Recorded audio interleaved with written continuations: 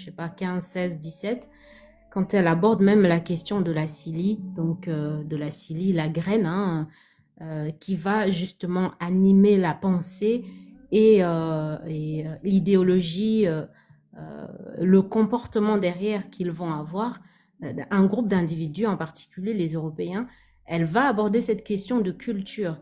Donc, on voit très bien que la culture, bien évidemment, c'est le socle, c'est la colonne vertébrale, c'est vraiment ce sont des fondements, c'est le fondement, c'est le socle, c'est la base, c'est le soubassement en fait. Et donc une fois ce soubassement est déjà bien intégré au sein d'une communauté, et ben derrière il y a un ensemble de questions qui se posent, un ensemble de questions qui se posent. Et ces questions-là, bien évidemment, pour répondre à ces questions ou pour nourrir, parce que la culture est là, il y a, en fait, va émerger comme une sorte d'idéologie. Et cette idéologie est juste, par exemple, pour pas vous perdre, c'est-à-dire qu'on est une communauté avec une culture bien exprimée, bien forte en fait, qui est impactante, qui rythme un peu notre vie au quotidien, etc. À un moment donné, eh ben, comment on fait pour la survie du groupe?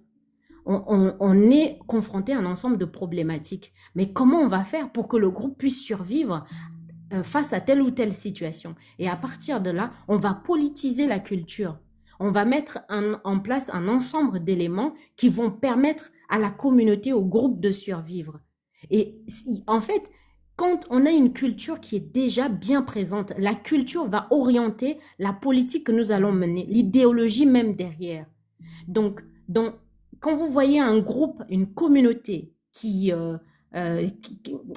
une communauté qui est forte, on peut prendre par exemple le cas de la Chine, de l'Inde, des États-Unis, les Américains, les Occidentaux de façon générale. C'est parce qu'à la base, ils ont une culture qui est bien présente, une culture sur laquelle cette communauté se repose. Et cette culture va finalement, pour s'exprimer, pour la survie du groupe, dans un environnement qui peut être hostile parce qu'en face, il y a aussi d'autres communautés qui essayent de s'imposer. Alors, ils vont politiser leur culture, va naître une idéologie derrière. Donc, pour les leucodermes, ils ont fait naître l'impérialisme, ils ont fait naître toutes ces notions, en fait, qui leur permettent à eux de s'imposer, de dominer les autres. Et tout ça, bien évidemment, en maintenant leur culture. C'est pour ça que, pour eux, il est hors de question qu'ils changent leur asili. Ils ne peuvent pas changer, ils ne veulent pas. Je ne sais même pas s'ils peuvent, mais c'est surtout ils ne veulent pas, c'est pas dans leur intérêt. Parce que s'ils changent, eh ben, ils sont finis. Donc nous, aujourd'hui, on a une culture qui est noyée, qui est quasiment inexistante aujourd'hui, parce qu'on est tellement envahi. Ce qui fait que, eh ben, finalement, vu qu'on a adopté la politique, on a adopté la culture des autres. Mais on va défendre quelle idéologie? On défend quelle politique? Quelle politique on adopte pour défendre une culture ou une certaine idéologie? On va forcément restriction. Qu'est-ce qu'on a encore dit? S'il vous plaît, Oui. tapoter, tapoter. Le livre dont je vous parle, bon, moi, je vous dis, comme Ah, d'habitude, moi, j'ai un, j'ai un budget de 50 euros attends, je vais par mois. t'agrandir.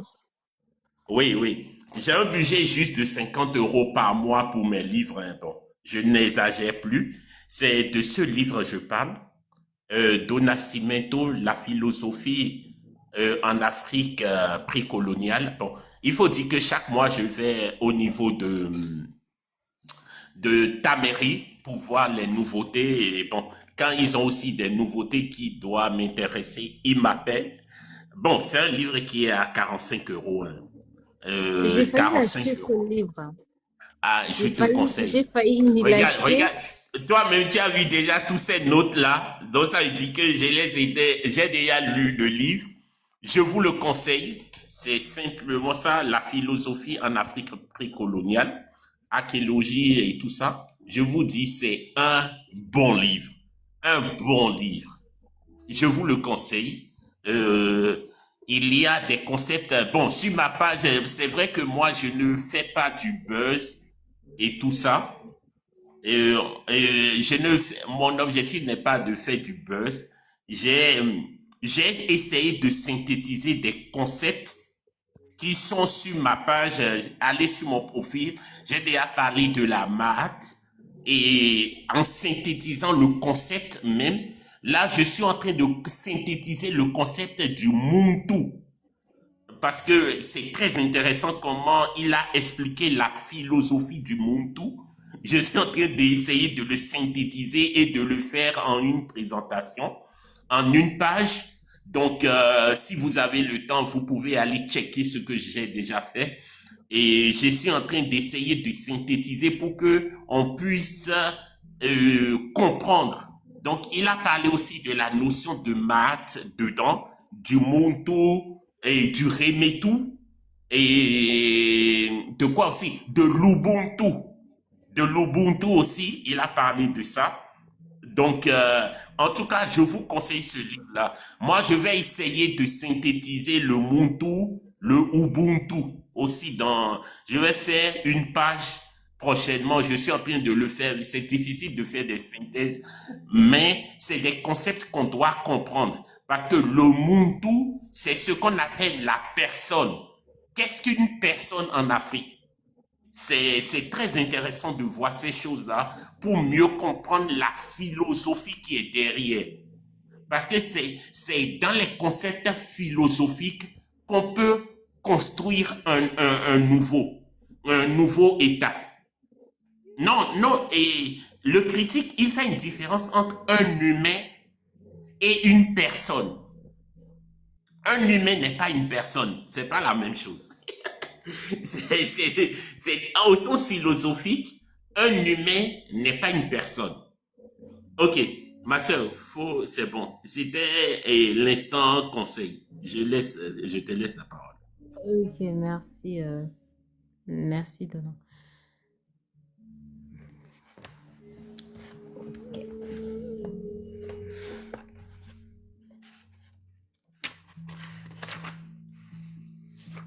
Donc là, il dit, dans un tel système politique, la circulation des élites au pouvoir est fluide, car la révolution du pouvoir échappe au chaos engendré par la mentalité prédatrice, prédatrice par l'égocentrisme et l'irrationalité propre à la nature patrimonialiste de la société postcoloniale. Enfin, la pratique de la MAD, donc je reprends, donne à la société initiatique une dimension universelle. En agissant sur la structure du psychisme humain, elle lui impose l'autorité de la nature divine de l'homme qui est solaire et désintéressé. Sa dynamique engendre une parentalisation cosmique des rapports sociaux. En effet, la socialisation à la MAD élargit la conscience de l'homme aux dimensions de l'univers. Il échappe ainsi à la coercition, oui, de la conscience tribale et communautaire pour entrer dans la fraternité universelle. Il ne se considère plus comme étant uniquement le frère des membres de son clan, de son ethnie ou de sa nation, mais habité par la nature divine, ils se sont liés intimement à tous les êtres de la création. Ça rejoint certains propos dits de Diop dans l'Afrique noire précoloniale. La circulation des richesses. 2. Circulation des richesses. Il est établi que l'Afrique est un continent riche, mais peuplé de pauvres. Pour simplifier, rappelons qu'elle détient le tiers de toutes les ressources naturelles prouvées de notre planète. Ainsi, Dieu n'a pas déshérité les Africains. Or, on sait qu'à l'horizon 2030, l'Afrique, c'est-à-dire l'Afrique noire, sera la région la plus peuplée du monde, environ 2 milliards d'habitants. Elle passera ainsi devant l'Inde et devant la Chine en 2050. Un habitant sur 3 de notre planète sera noir. Tirons quelques conséquences de ces informations. Je pense quand même que quand on pose la problématique comme ça, c'est un peu trompeur aussi. Parce que l'Inde, la Chine, tous ces États-là appartiennent à un continent. Donc, comparer l'Inde à l'Afrique ou la Chine à l'Afrique, c'est un peu passer à côté des statistiques, comme ils disent eux-mêmes. Donc, on devrait, si Oui, on veut comparer l'Afrique à ces pays-là, on devrait plutôt comparer l'Afrique à l'Asie en termes démographiques, tu vois, ou oui, l'Eurasie. tout simplement. Et on voit que sur le plan démographique, on est toujours à la traîne. Si on prend continent par continent et qu'on compare l'Eurasie ou encore l'Asie à l'Afrique, on est à la traîne, hein. Oui, et c'est une erreur parce que, tu sais, plus le temps passe, plus tu comprends que et moi, je comprends, les anciens, ils ont fait ce qu'ils ont pu. C'est pour cela que chaque génération doit découvrir, dans une relative opacité, doit découvrir sa mission. Au fond, il y a des informations que nos anciens avaient à leur époque, que nous avons, et il y avait que nous, on a plus. Aujourd'hui, on doit aller plus loin et faire des mises à jour des concepts. Tu sais, le monsieur chinois dont je te parle là, le monsieur Jian là, il a expliqué quelque chose que personne ne m'a dit. Je te dis. Il a dit quelque chose que beaucoup ne disent pas quand on dit que la Chine est développée. Il a dit que en 1971, que lorsqu'ils ont lancé le système pétrodollar, le président Nixon,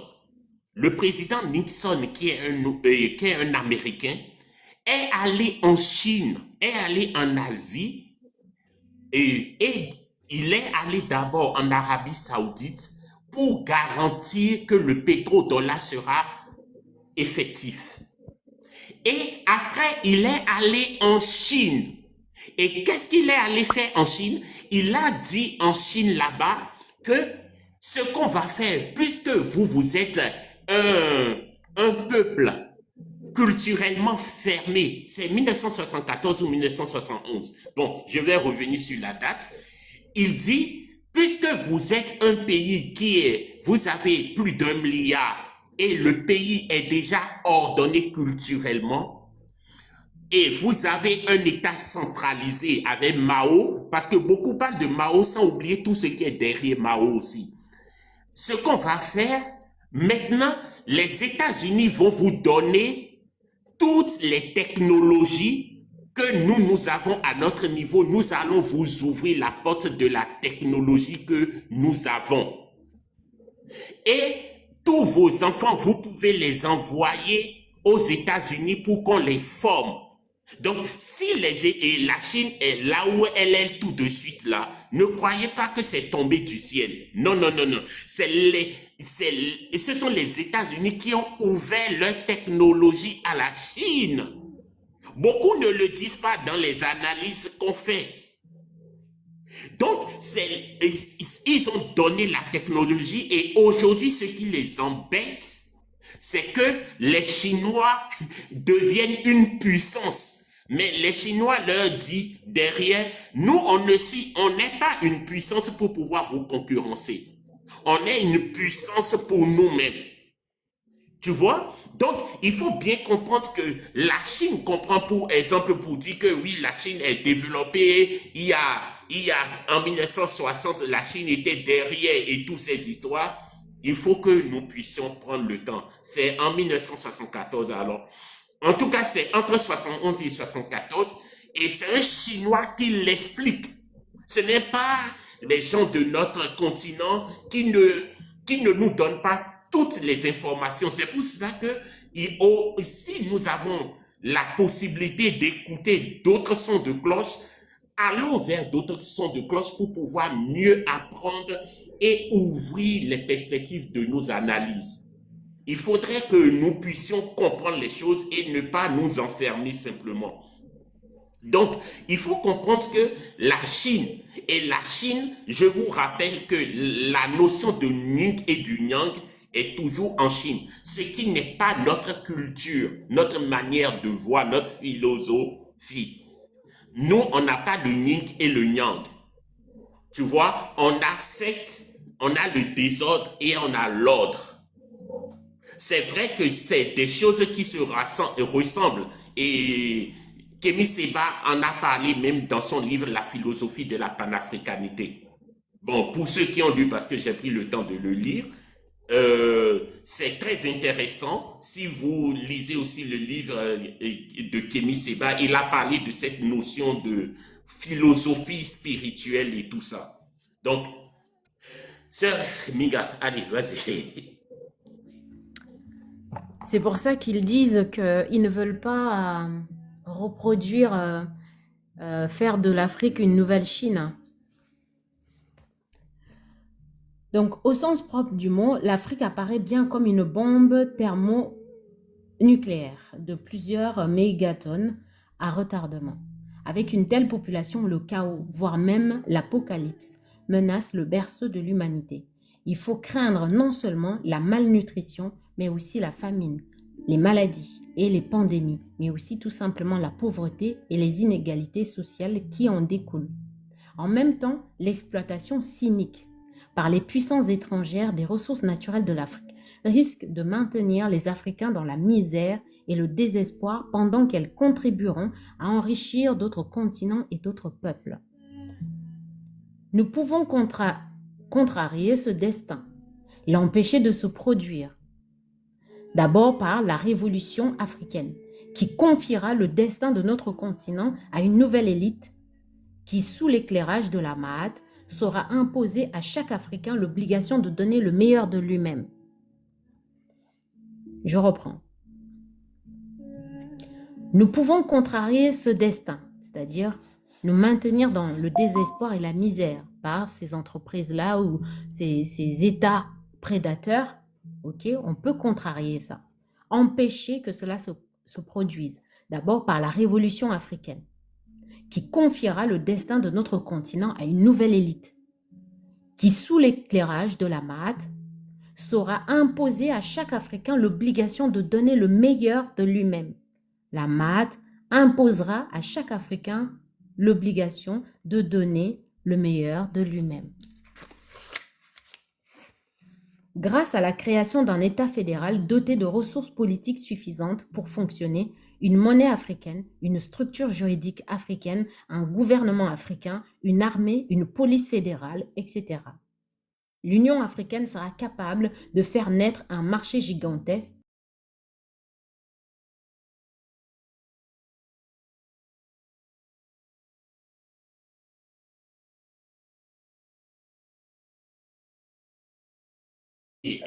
dans la lecture précédente qu'il fallait démanteler en fait cette union qui sert à rien. Je voudrais juste rappeler quelque chose. Euh, la maths ne s'appliquait pas simplement. La maths n'était pas si angélique que ça. On dit, oui, les gens appliquent la maths, mais ça ne veut pas dire que celui qui a dit qu'elle applique la maths, on va le mettre au pouvoir. Non, non, non, non, non. Même si tu appliques la maths, il faudra encore un autre degré et de filtrage pour pouvoir te donner, comment on appelle, un, un petit pouvoir. Ce n'est pas simplement on te voit, tu appliques la maths au quotidien. C'est déjà une base, mais pour pouvoir devenir responsable, ça va au-delà de la maths. Tu vois, la maths, là, c'est pour le citoyen commun. Mais on ne peut pas dire que tu fais la maths pour te donner un pouvoir. Non, non, non, non. Pour être dans un, pour avoir même une petite décision sur une chose là, même un petit directeur à quelque part, il faudrait que tu rentres dans la société initiatique. Parce que euh, tous ces trucs d'enjoliveurs là, et je sais que ils ont récupéré plein de documents qui parlent de tout ce qui est organisation secrète. Ils ont récupéré plein de documents jusqu'à aujourd'hui qu'ils ont cachés dans les musées. Hein. C'est dans leur collection privée parce que Kama n'était pas organisé pour des enfants. S'ils ont tenu 3000 ans, c'est pas des enfants. Ils savent que quand ils ont eu les premières invasions des Hyksos et tout, ils savaient qu'il y avait des infiltrés parmi eux. Donc, non, il ne faut pas croire que nos ancêtres étaient des personnes angéliques. Hein. Ils ont organisé un État Et ça a tenu 3000 ans. Donc, ce n'était pas simplement la marque et c'est bon, hein. Non, non, il faut Tout pas à croire fait, ça. C'est tout à pas, fait. Même ce que c'est tu pas dis, des scientifiques. Non, non, ce que non. tu dis même par rapport à la documentation, c'est Reg Miret, c'est avec lui que j'ai eu cette information. C'est-à-dire que quand on parle même des papyrus, hein, euh, ils ont, ces gens-là, en leur possession plus de 100 000 papyrus, plus de 100 000. Et ils les ont rendus officiels que 10%. 10%. Vous vous rendez compte? Donc ça veut dire que quand on parle des papyrus, etc., le nombre que nous avons ou que nous connaissons aujourd'hui, qui le nombre officialisé en fait, il n'y a que 10% de ce que eux ils détiennent réellement. Donc leur société fonctionne avec ça. Et quand on va même voir, et il n'y a pas si longtemps que j'ai commencé à faire ce rapport-là, que quand tu vois comment leur société fonctionne, ils fonctionnent à partir des textes de l'Égypte antique, mais européanisés, c'est-à-dire avec leur assili, parce que toujours, hein, ils doivent rester au centre même, leur culture ne doit pas voilà, s'écarter de ça. Donc, ils l'adaptent à leur culture. Donc, quand on parle, ils parlent de renaissance chez eux, ils parlent de... En fait, c'est vraiment que des concepts qu'ils ont ramenés de l'Égypte antique, mais ramenés à leur guise. Donc ce retour retour aux sources, cette conquête d'ailleurs, quand on le voit avec la conquête, les invasions des Arabes à la péninsule ibérique, etc., toute cette reconquête et même la Renaissance, quand ils font revenir un peu la philosophie, la pensée, le savoir, entre parenthèses, de leurs ancêtres gréco-latins, etc., on voit très bien, en fait, ce que je veux dire par là, c'est qu'ils n'ont rien improvisé. Ils n'ont Non, rien c'est le inventé. concept Ourem Messout. Tu C'est vois, ça. c'est le concept Ourem Messout qu'ils ont recopié aussi en Égypte. À Kama, c'était le renouvellement de quelque chose. Ils appellent ça renouvellement des naissances ou quelque chose comme ça. C'est ça. Et c'est ça qu'ils ont pris pour. C'est pour cela que les États-Unis, qui est l'apogée de leur civilisation, s'est construit sur le modèle franc-maçon. Tu vois? C'est ça, parce que tout le modèle là, ils ont copié, ils ont mélangé, hein, mais leur base, c'était l'Égypte. Donc, ils ont copié, ils ont récupéré, et jusqu'aujourd'hui, il y a plein de papyrus qu'on ne nous publie pas. Et Exactement. l'une des grandes arnaques, c'est le concept même de l'argent. J'aimerais que tu lises un livre, hein, écrit par Clark Popo sur la question de la monnaie. Il y a beaucoup de gens qui ne comprennent pas la monnaie, mais il faudrait qu'on lise sur la monnaie de Clark Popo, c'est un livre assez intéressant où il explique même comment la monnaie a été divinisée. Parce que dans leur civilisation, l'une des plus grandes défaites que nous connaissons aujourd'hui après la dépersonnalisation et ces concepts de bien et de mal, c'est de nous convaincre que la monnaie est la chose la plus importante. Il faudrait qu'on fasse un live où tu lises sur la notion de monnaie. Quand on dit que notre peuple n'est pas riche, ce n'est pas qu'on n'est pas riche, c'est parce qu'on ne sait pas ce qu'est la monnaie. On ne connaît pas ce qu'est la monnaie, on ne sait pas ce qu'est la monnaie au fond. Tu vois, Bon, j'avais je te même... laisse. merci. Tu as le livre là. Non, non, j'ai Et pas le livre, mais la question de monnaie, ça m'intéresse de l'Égypte antique. J'avais acheté ça, là, monnaie des noms de l'Égypte. Donc, pour voir un peu... ah, Et je suis en train de faire une collection, en fait, histoire de comparer un peu. Mais bien évidemment, je vais me baser sur les dates, hein, c'est important, la chronologie, parce que attribuer tout et n'importe quoi non plus à une période où il y avait que les colons. je, Donc, je te oui, conseille si, ce attends, je livre-là. te mets Tu l'as pas? Attends. Celui-là. Je le connais, mais je l'ai pas. J'ai deux de ses ouvrages, Clapopo, mais j'ai pas celui-là. Je te Attends, conseille ce livre. je vais faire la Si capture. on va même lire sur la monnaie, ce serait celui-là. Je te dis, c'est trop intéressant. Et c'est des choses qu'on n'enseigne même pas à l'école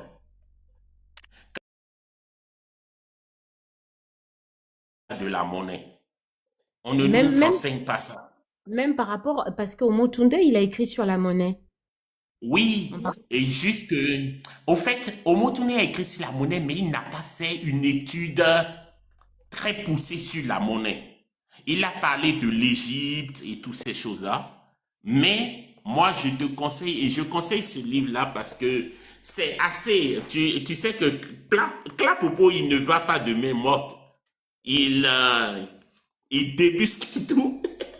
Il parle même du franc CFA. Même ce livre t'explique mieux le concept du franc CFA. Parce qu'il parle de franc CFA. Bon, il faut vraiment... Ce livre-là, moi, je te le conseille. Si on veut lire un Ok, livre sur la monnaie, il faudrait lire celui-là. Je le conseille ok, vivement. ok, c'est noté. On le lira.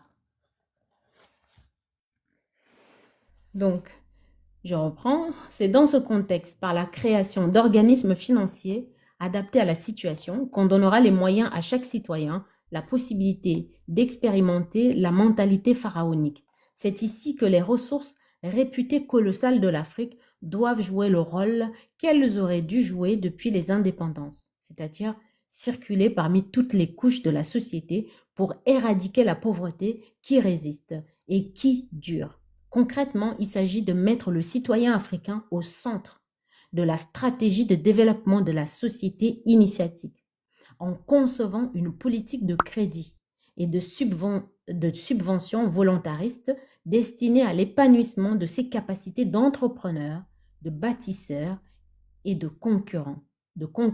Le but, oula, je commence à dire n'importe quoi, le tout encadré par une politique de formation permanente, d'éducation extrêmement ambitieuse. Le grand projet de la société initiatique sera ainsi de transformer chaque citoyen en entrepreneur pour fabriquer de toutes pièces une génération d'entrepreneurs et d'industriels qui auront la vocation de supporter la croissance économique de la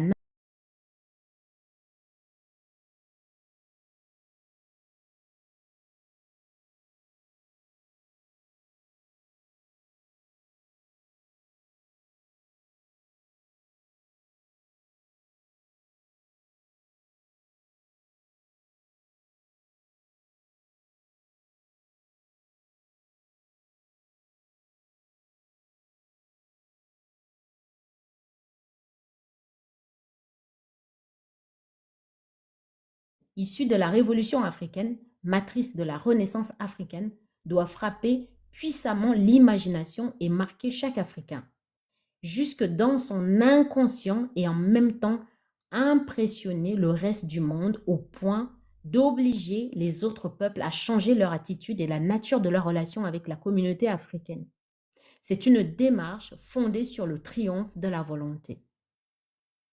Moi, je pense sincèrement que connaissant la cilie de ces personnes-là, ils ne seront pas des gens impressionnés qui vont nous respecter.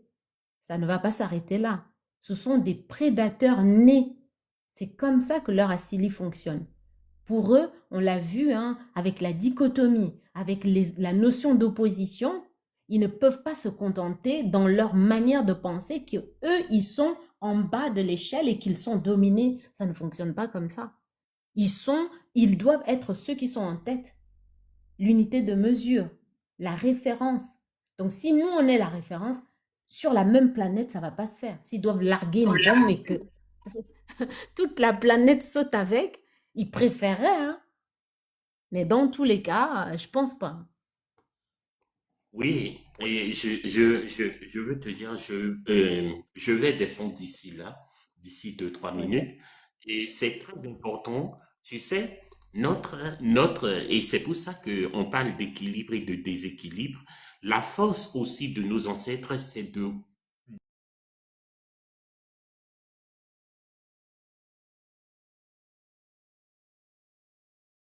d'expliquer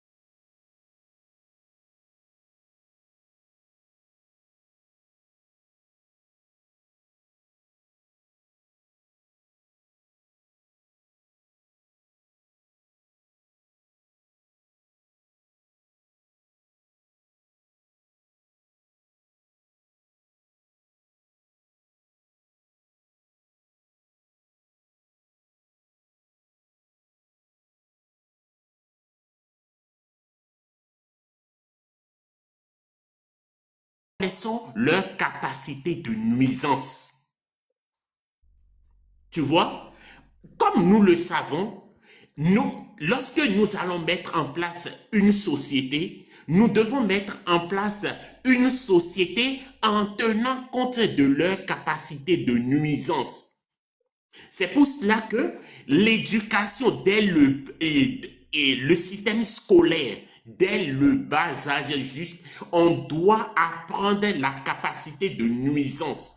Et c'est pour cela qu'on doit mettre en place une société initiatique, une confrérie pour pouvoir devenir. Parce que la plus grande chose qu'ils ont fait pour pouvoir nous détruire, c'est d'avoir des traites.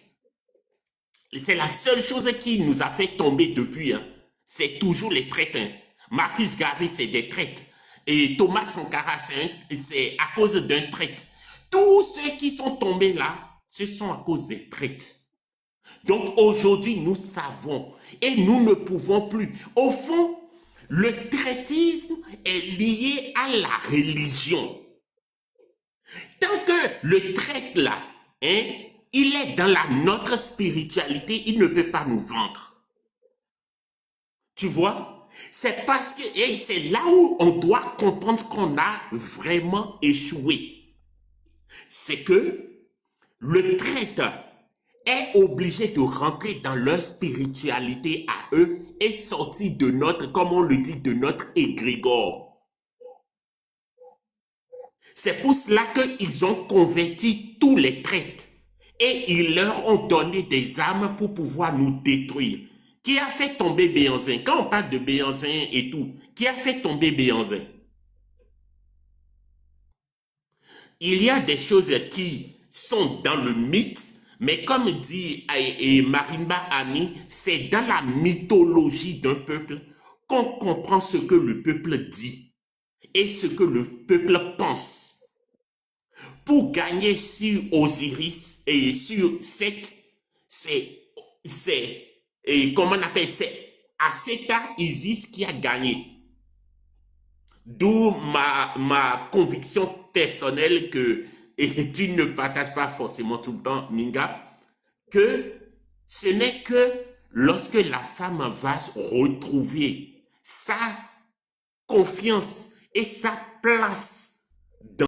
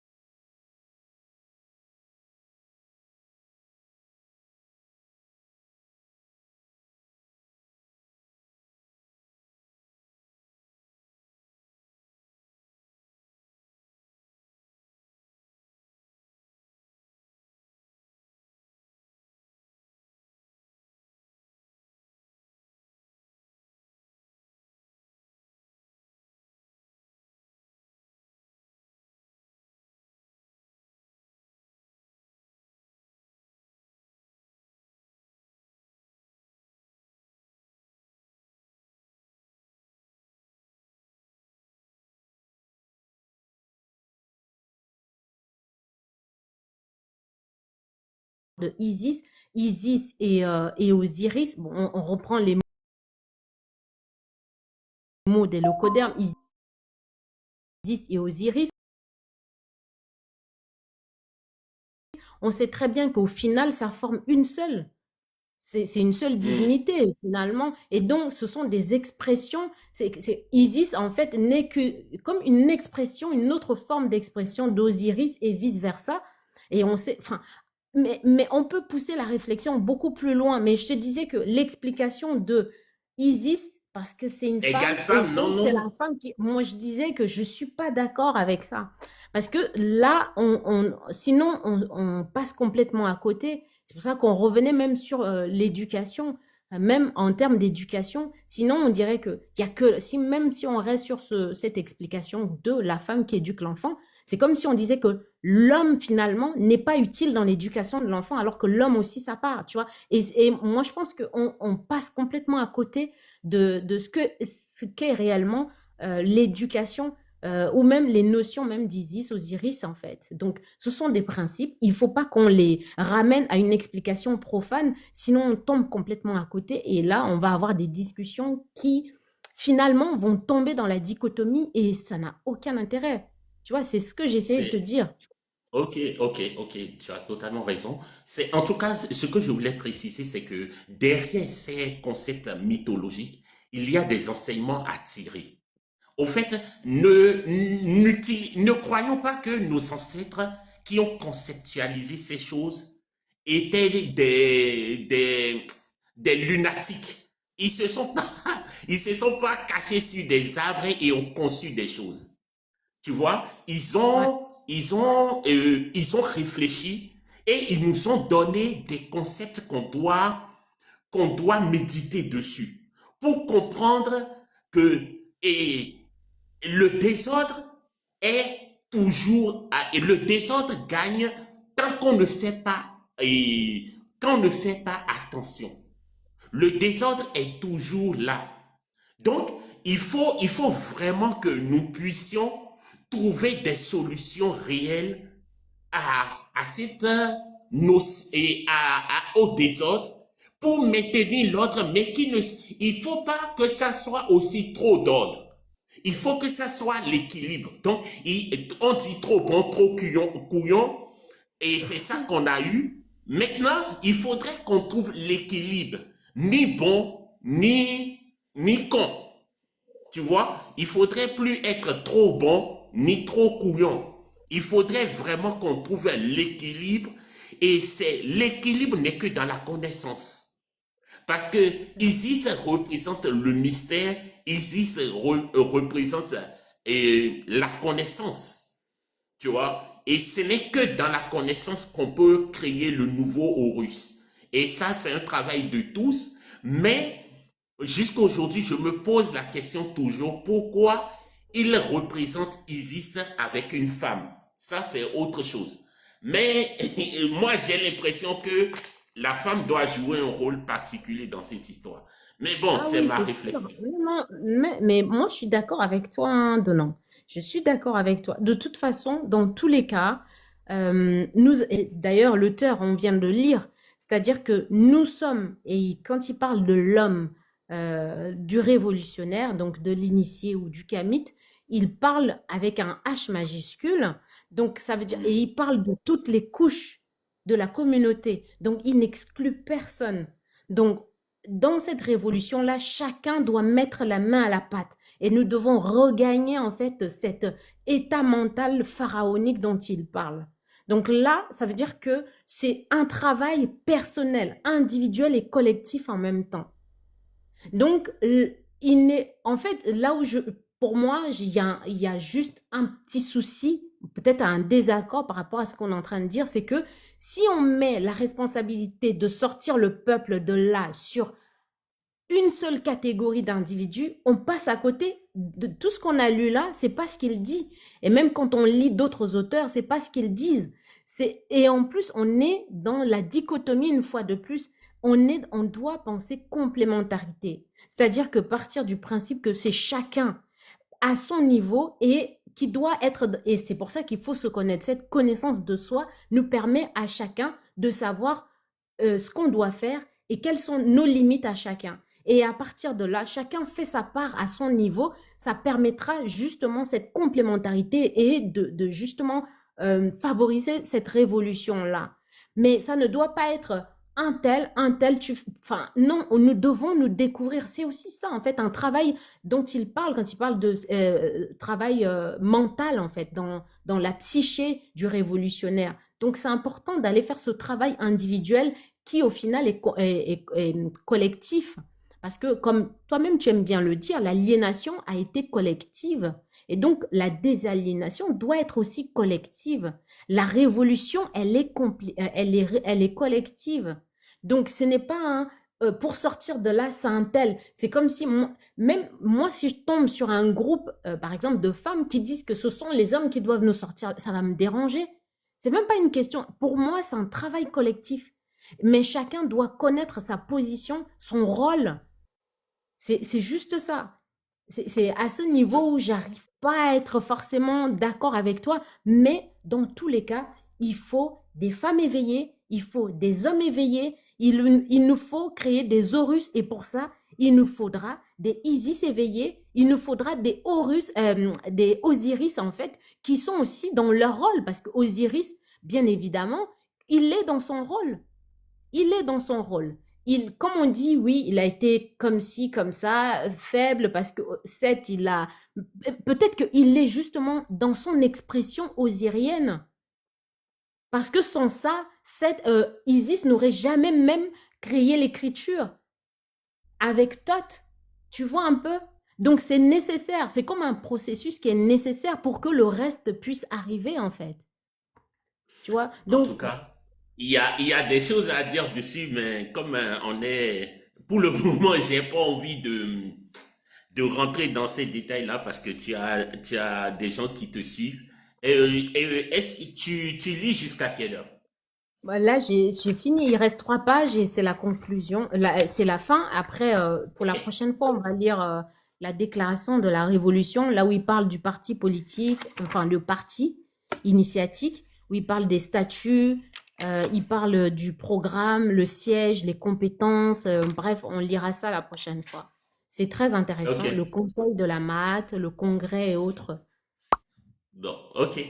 Parce que cette histoire d'Isis et d'Osiris, là, il y a des choses Non, assez complexes. c'est toi qui Non, non, non, comprends pas comme tu veux. Oh, tu me fatigues trop de non, non. non, il y a des choses complexes, mais je ne veux pas en parler.